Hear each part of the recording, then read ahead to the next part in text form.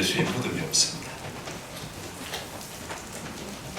석가모니도 무덤이 있고 공자도 무덤이 있고 마음에도 무덤이 있어요. 그렇다고 우리 예수님이 돌아가시지 않으신 아닙니까? 십자가에 대신 우리의 모든 죄를 짊어지시고 분명히 돌아가셨어요. 그런데 다시 사셨기 때문에 무덤이 없는 것입니다. 성경의 핵심은요, 예수고, 예수의 핵심은 십자가와 부활입니다. 예수 믿는 사람은 이 십자가 부활을 붙들고 영원히 흔들어야 할 깃발인 것입니다. 믿는 사람들은 날마다 새롭게 들어야 할 복음인 것입니다. 우리가 지난 생활에 생각했습니다만 우리 예수님이 십자가에서 우리 대신, 죄를 대신 짊어지시고 죽으셨지 않습니까? 이로 말미암아 우리가 죄사함을 받게 되신 것이죠. 다시 사심으로 말미암아 우리가 그분께부터 영원한 생명을 얻게 되어진 것입니다. 오늘 우리가 읽은 성경은 지난 시간에 이어서 같은 본문입니다만은 하나님의 아들이신 예수님이 우리의 죄를 대신 짊어지시고 십자가에서 운명하시는 순간에 일어난 특별한 현상들을 몇 가지 기록하고 있는 것을 볼 수가 있습니다. 우리 예수님 십자가에 달리셔서 우리의 구속을 다 이루시고 다 이루었다 외치시고 그 다음에 하나님 앞에 마지막 자기의 영혼을 뻗어가셨습니다. 아버지여 내 영혼을 아버지 손에 뻗어가나이다. 그리고는 운명하셨습니다. 그 순간 어떤 일이 일어났습니까? 몇 가지로 오늘 본문이 우리에게 말씀해주고 있는 것을 볼 수가 있어요. 그것들이 우리에게 어떤 의미가 있는지 우리가 좀 생각해 봤으면 좋겠습니다. 여러분 오늘 본문에 보니까요, 첫째로 예수님이 운명하시는 순간에 예루살렘 성전에 있는 가름막 휘장이요 위에서부터 아래로 찢어졌다, 그렇게 말하고 있습니다. 51절을 보시면 이런 말씀이 있습니다. 이에 성소의 휘장이 위로부터 아래까지 찢어져 어떻게 되고요? 둘이 되고 그랬습니다. 여러분 예수님이 십자가에 돌아가신 사건과 저 예루살렘 성전에 있는 이 가름막 휘장이 찢어진 것과 무슨 상관이 있기에 오늘 성경 이것을 우리에게 기록해 주고 있는 것일까 하는 것입니다.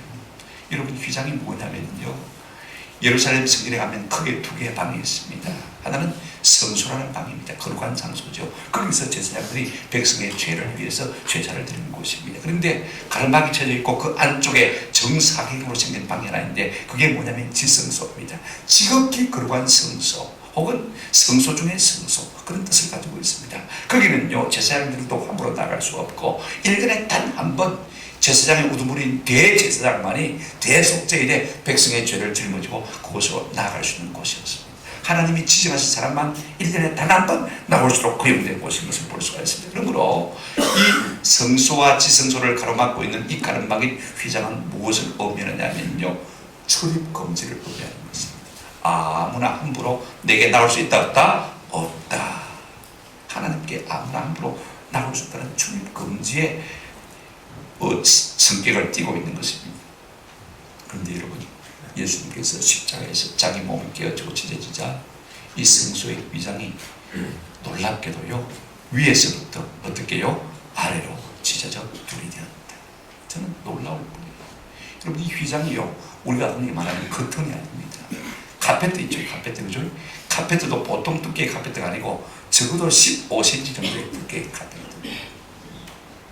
양쪽에서요 황소 10마리씩 잡아당겨도 찢어질 수가 없는 그런 카페트. 그런데 그것이 한가운데가 위에서부터 아래로 뭐였다고요? 찢어졌다. 이것은 하나님이 하신 것입니다. 예수의 십자가 죽음을 받으시고 우리 하나님께서 자기에게로 나오는 새롭고 살 길을 스스로 열어주신 사건인 줄로 믿습니다. 무슨 말이냐면요, 예수님이 죽으시자 성소의 휘장이 위에서 아래로 찢어진 것은요 이제는 하나님께로 나아가는 이 새롭고 살 길이 완전히 개방되었다는 것을 의미하는 것입니다. 여러분 살면서 막힌 담을 경험해 보셨습니까? 취업의 문 담을 경험해 보셨습니까? 생활고의 담을 경험해 보셨습니까? 다 힘들지만요 저는 제 개인적으로는 은행의 담이 가장 높다는 것을 제가 지금 절감하고 있어요. 돈이 필요해서 은행에 가서 돈 좀 빌려주시면 저보고 돈 빌려줄 사람 아무도 없어요. 높은 이자를 물고 제2금융에 가서 물 빌릴 수밖에 없는 것이죠. 여러분 담의 장벽에 안타까움 많이 느끼지 않습니까? 젊은 사람들은 요즘 취업하려고 하지만은요 직장에 취업이 그렇게 잘 되어집니까? 그죠? 쉽지 않거든요. 사람의 장벽 참 무서워요. 인위적인 장벽. 내가 그 안에 있는 인내를 습관에 들어가려면요 얼마나 어려움이 있는지 몰라요. 하물며 여러분 생각해 보십시오. 하나님께로 나아가는 길이 쉬운 길이겠습니까? 아니지 않습니까? 우리 죄인의 인생은 어떻게 그루어진 하나님께로 함부로 나아갈 수 있겠습니까? 그런데 우리 예수님께서 우리의 모든 죄를 대신 짊어지시고 십자가에 돌아가시자 이 휘장이 찢어지고 둘이 되었다. 할렐루야. 어떤 의미입니까? 히브리서 10장 20절에 보니까 이렇게 말씀하고 있는 것을 볼 수가 있습니다. 그 길은 우리를 위하여 휘장 가운데로 일어놓으신, 한번 합시다, 새로운 살 길이요 휘장은 그의 육체이라 그랬습니다. 이제는 하나님께로 나가는 새롭고도 살 길이 우리에게 열려진 줄로 믿습니다. 완전히 개방되었습니다. 할렐루야. 여러분, 이것이 저는 참 마음의 기쁨이 있습니다. 그런가 하면요, 이 휘장이 찢어진 것은 누구든지 얼마든지 하나님 앞에 나아갈 수 있는 출입 자유의 은혜를 허락하는 것이 되어질 것을 볼 수가 있습니다. 우리 예수님 이렇게 말씀하셨어요. 내가 문이니, 요한복음 10장 9절에 보면요, 내가 문이니 누구든지 나로 말미암아 들어가면 구원을 얻고 또는 들어가면 나오며 고를 얻으리라. 우리 예수님이 문이시니까 누구든지. 저는 고등학교 때 이 누구든지라는 말이 얼마나 좋은지 성경 읽을 때마다 누구든지라는 말이 나오면 동그라미를 치고 주여 감사합니다. 나 같은 죄인도 구원받을 수 있나요? 그런데 성경이 뭐라고 했습니까? 누구든지. 할렐루야. 얼마나 감사한지. 그런가 하면 얼마든지. 사도행전 2장 39절에 이 약속은 너희와 너희 자녀와 모든 내 사람 곧 우리 하나님이, 한번 더 합시다, 얼마든지 부르시는 자들에게 하실 것이라. 무슨 말이냐면 이제는요, 이 새롭고 살 길이 예수 십자가로 말미암아 누구든지 얼마든지 열려있다는 사실을 미리 말씀하고 있습니다. 그러므로 히브리서 4장 16절에 우리에게 이렇게 말하고 있습니다. 그러므로 우리는 긍휼하심을 받고 때를 따라 돕는 은혜를 얻기 위하여 은혜의 보좌 앞에 어떻게 나갈 것이라고요? 담대히 나갈 것이다. 예수 십자가의 죽으심으로 말미암아 감추었던 하나님의 은혜로 은혜의 보좌 앞으로 나가는 새롭고 살 길이 우리에게 열려졌습니다. 열려질 뿐 아니라 누구든지 얼마든지 마음껏 담대하게 드러날 수 있게 되어진 것입니다. 여러분, 높은 사람 만나기가 얼마나 어렵습니까? 돈 구하기가 얼마나 어렵습니까? 체외문 만나기 얼마나 어렵습니까? 그럼에도 불구하고 하나님은요, 자기에게로 나아가는 이 길을 우리 가운데 활짝 열어 제쳐주시고 누구든지 얼마든지 나오게 하신 것입니다. 무엇으로 말미암아요? 예수 십자가로 말미암아 이 은혜가 우리에게 주어진 거예요. 두 번째로요, 우리 예수님이 십자가에 돌아가실 때 어떤 일이 났습니까?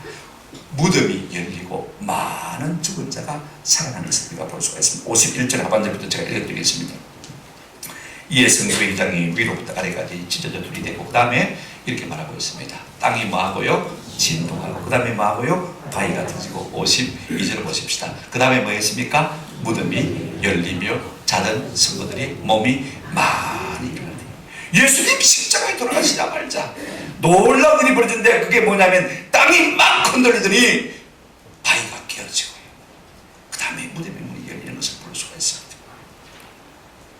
지금 사방에 땅이 흔들리고 깨어지고 터지는 광경을 우리가 볼 수가 있습니다.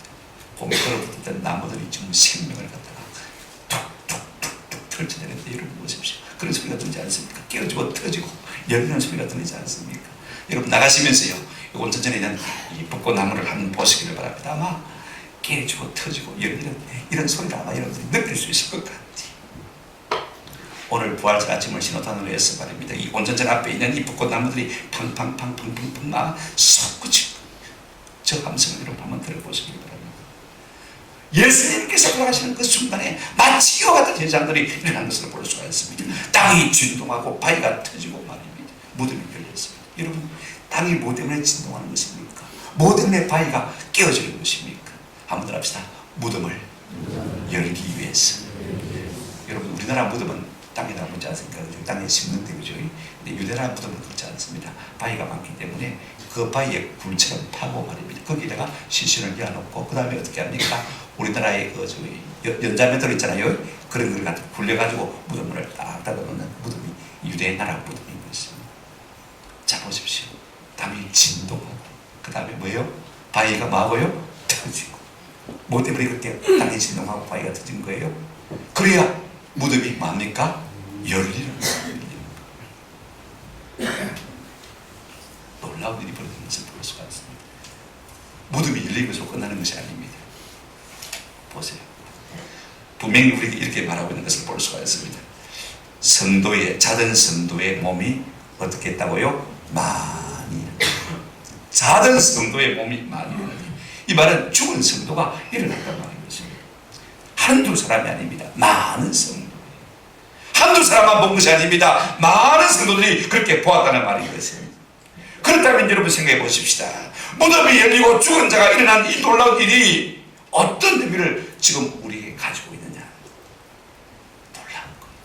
예수님이 십자가에 돌아가심으로 말미암아 여러분 죽은 자들이 일어난다는 이 사실은요, 이제는 한번 따라하십시다. 사망의 권세가 깨어졌음을 말합니다. 여러분 죄삭선 성경에 보면 사망이다. 피 흘림이 없이는 죄상이 없다. 이 말은 무슨 말이냐면요, 죽지 않으면 죄상 받지 못한다는 것입니다. 아니 죄상 받고 죽어버리면 끝나버리는데, 그죠? 그런데 누가 대신 죽어주셨어요? 예수님이 대신 죽어주신 것입니다. 그러니 죄가 사망을 요구할 수 있습니까? 없습니까? 없는 것입니다. 이제는 사망의 권세가 무력을 가지고 만 것입니다. 왜? 예수님께서 우리의 모든 죄악을 속량해 주셨기 때문에 그렇습니다. 이제는 사망이 더 이상 우리를 묶어둘 수가 없는 것입니다. 예수님이 대신 십자가에 죽으심으로 말미암아 우리의 모든 죄를 속량하기 때문에 사망이 이제는 내게로 와라, 우리에게 말할 수가 없는 것입니다. 우리 예수님 생명의 주로 나사로의 무덤 앞에 가서 외치지 않았습니까? 그죠? 오늘 새벽에 드리겠습니다만 한번 따라합시다. 나사로야 나오더라. 외쳤더니 죽은 지 나흘이 된 나사로가요 무덤에서 나왔어. 생명의 주께서 명령하시면요, 사망이 그를 묶어둘 수 있습니까? 없습니까? 묶어둘 수가 없는 거예요. 만약에 내가 죽었다 할지라도 주님께서 언니라 일어나라 하면 지금 당장 일어나게 될 줄로 믿습니다. 아멘. 이 산소망이 있는 거예요. 예수님이 십자가에 죽으심을 말미암아 우리에게 주신 놀라운 은혜가 무엇입니까? 이제는 사망의 권세를 다 박살내신 것입니다. 누가 사망을 위해서 그 소리를 칠 수 있는 사람이 있습니까?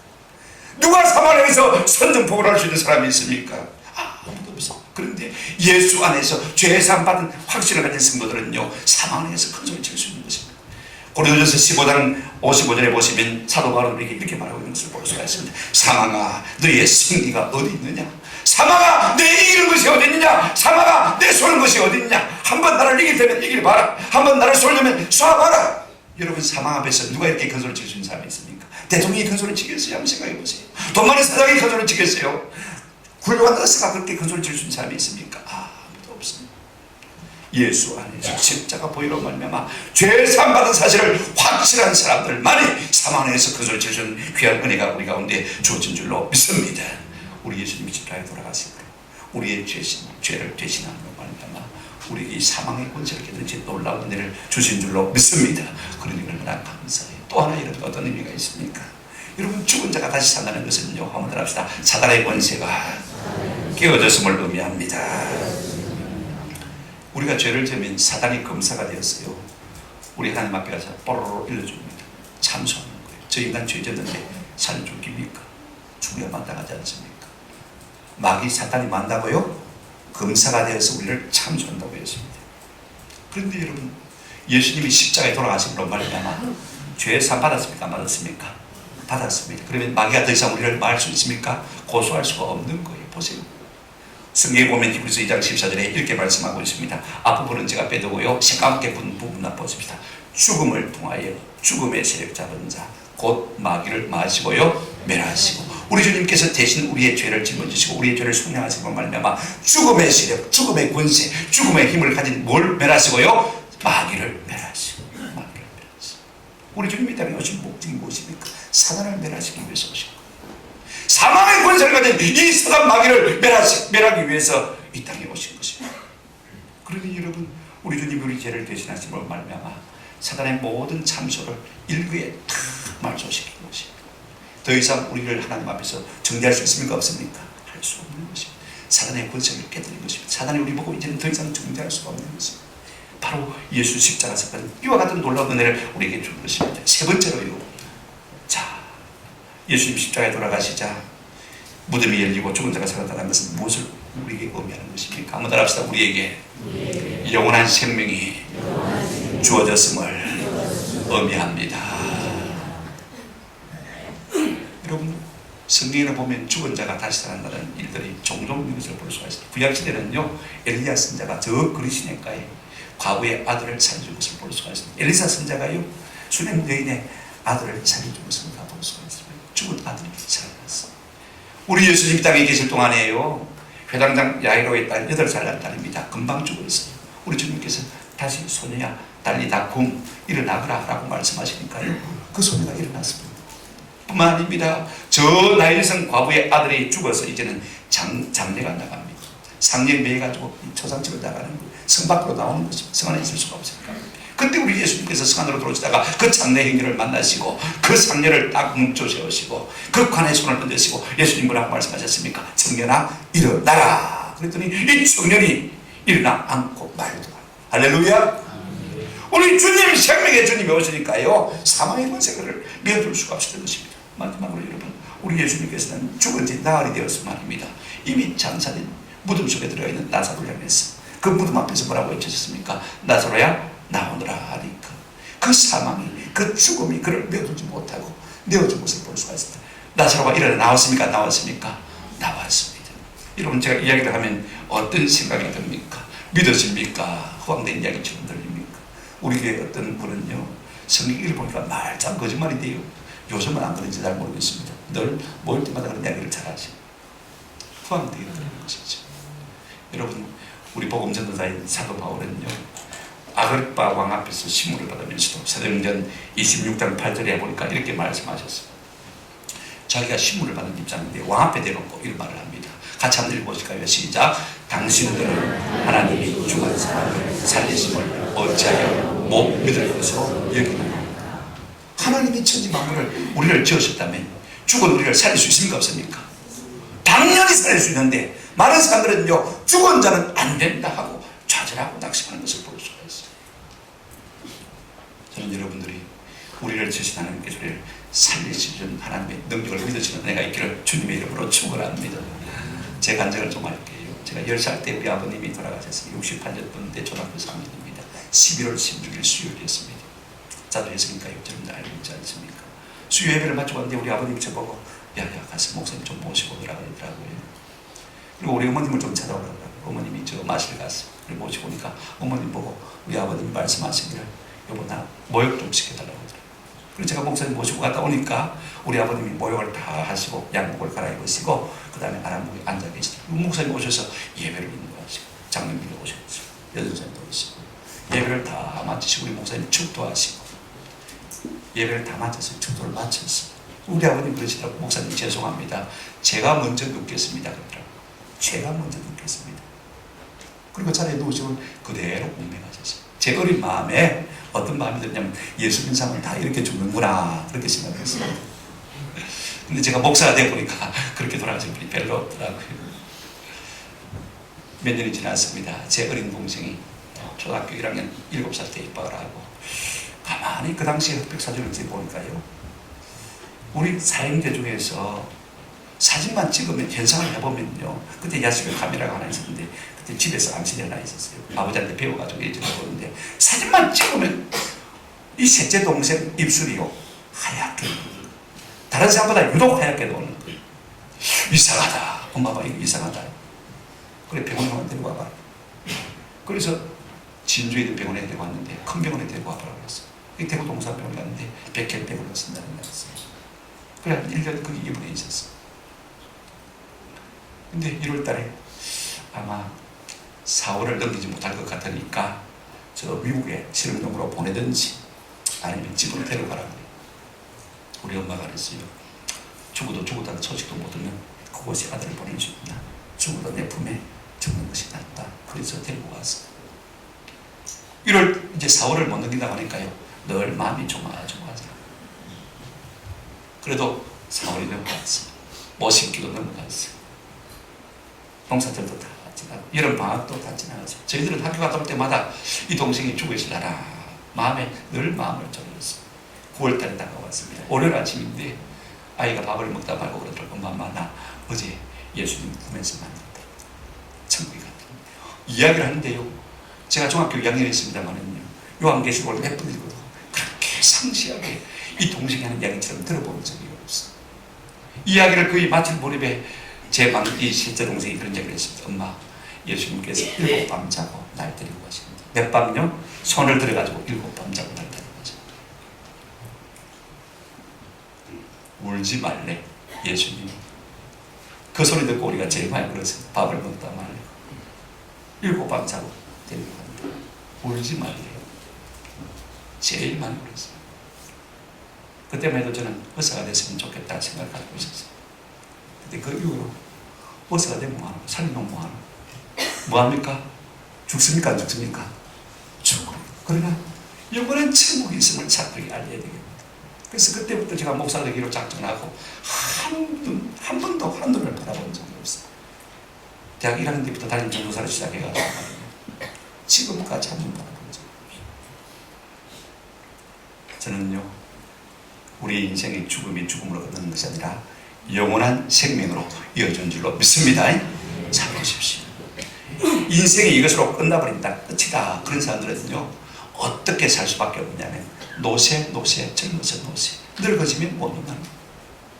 한 번밖에 없는 인생 죽으면 끝인데 좀 즐기면서 놀아야 되지 않겠나? 이것이 인생의 태도가 되어지는 것입니다. 그러나 죽음이 죽음으로 끝나는 것이 아니라 영원한 삶으로 이어지는 것을 믿는 사람들은 어떻게 삽니까?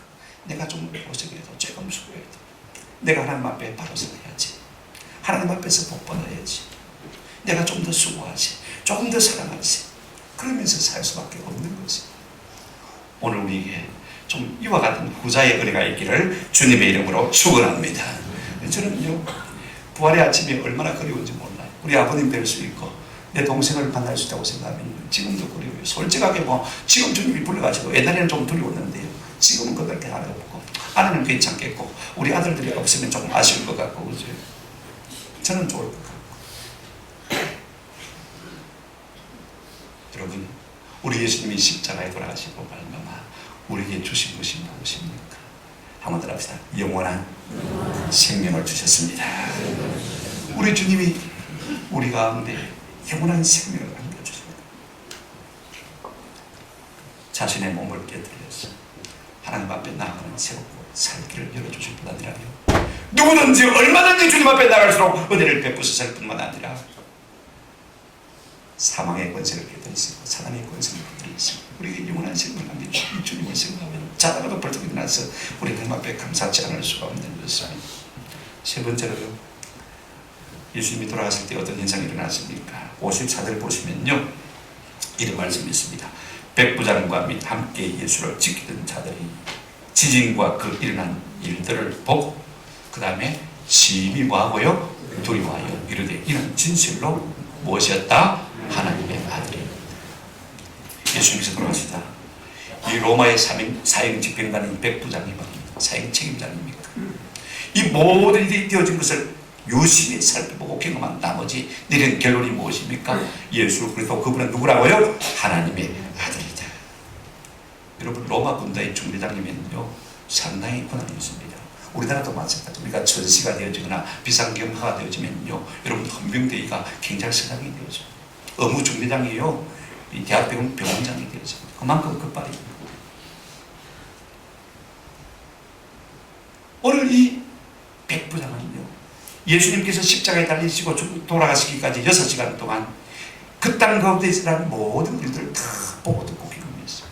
3시간 동안 깜깜한 흑암에 밀려왔고, 그 다음에 지진이 일어나고, 그 다음에 바위가 깨어지고 무덤이 열리고 많은 사람이 일어나면서 다 보고 경험했습니다.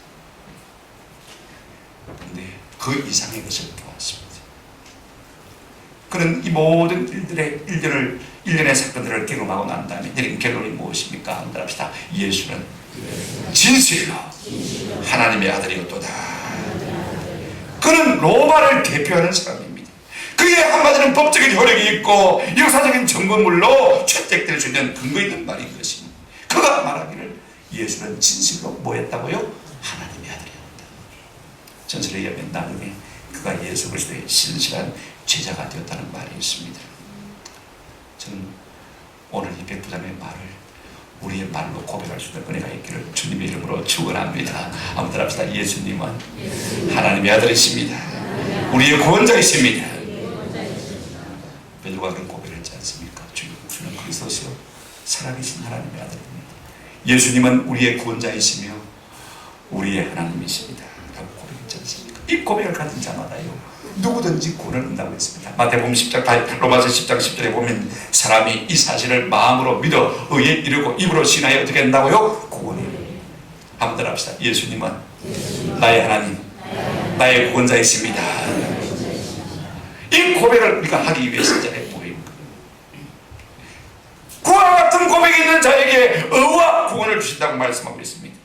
요한복음에 볼까요? 요한복음 1장 12절 믿는 자는 어떤 은혜가 주어집니까? 영접한 자 곧 그 이름을 믿는 자들에게는 하나님의 뭐가 되는 권세를 주신다고요? 자녀가 되는 권세를 주신다고 했습니다. 자녀면요 하나님의 모든 좋은 것을 상속받을 수 있잖아요. 우리가 이와 같은 특권을 누리게 되는 것입니다. 우리가 믿는 자가 되어지면 어떤 은혜가 주어집니까? 요한복음 3장 16절에 이렇게 말하고 있습니다. 하나님이 이 세상을 사랑하사 독생자를 주셨으니 이는 그를 믿는 자마다 마지 않고요 멸망하지 않고 뭘 얻는다고요? 영생.